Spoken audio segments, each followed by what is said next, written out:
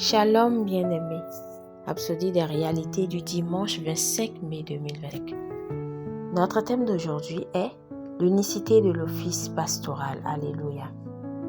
Pasteur Chris partage avec nous sur Éphésiens 4, versets 11 à 12.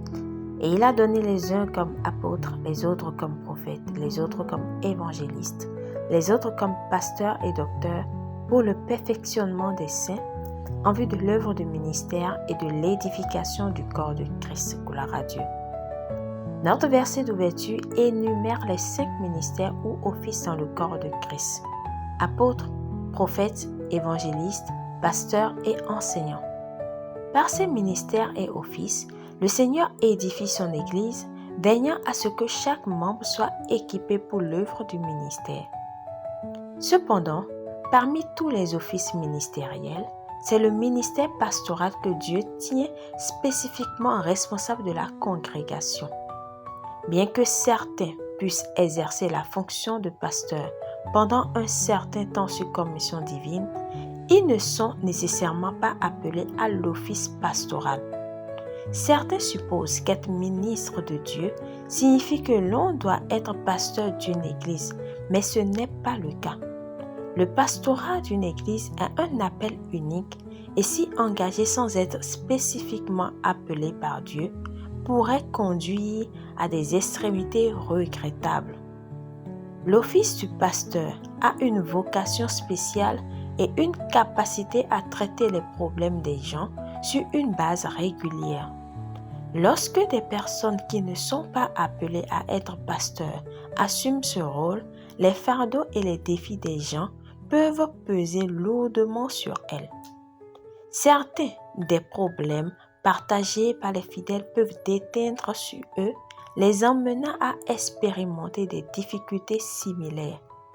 Il faut une puissance divine pour faire face à de telles situations. Gloire à Dieu.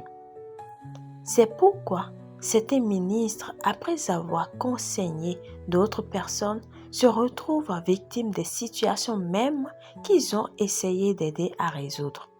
C'est parce que le conseil n'a pas été effectué avec un appel ou une capacité pastorale. Ça paye donc d'être dans son appel. C'est pourquoi il est important d'enseigner les enfants de Dieu, car beaucoup ignorent les distinctions entre les différents offices et la manière dont ils fonctionnent dans le plan de Dieu. Et grâce soit rendue à Dieu, le Seigneur bâtit son Église, forme et prépare ses ouvriers pour la tâche à accomplir. Alléluia, gloire à Dieu. Prière. Cher Père, merci d'établir les ministres dans le corps du Christ selon ta sagesse divine. Je marche dans la plénitude de mon appel, fonctionnant dans la grâce et la capacité que tu m'as donnée. Je déclare que les bons ouvriers sont équipés et positionnés pour l'œuvre du ministère, apportant une grande moisson et bâtissant l'Église à la gloire de Dieu. Ton œuvre prospère et se développe dans la justice au nom de Jésus. Amen. Pour une étude approfondie, nous lisons Jérémie 3, verset 15, Actes 20, verset 28, Hébreux 5, verset 4.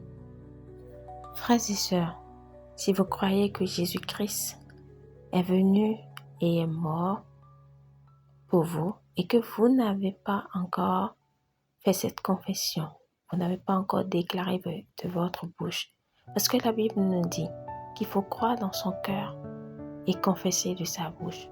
Nous vous invitons donc à faire cette prière de tout votre cœur et de manière à vous entendre. Prions.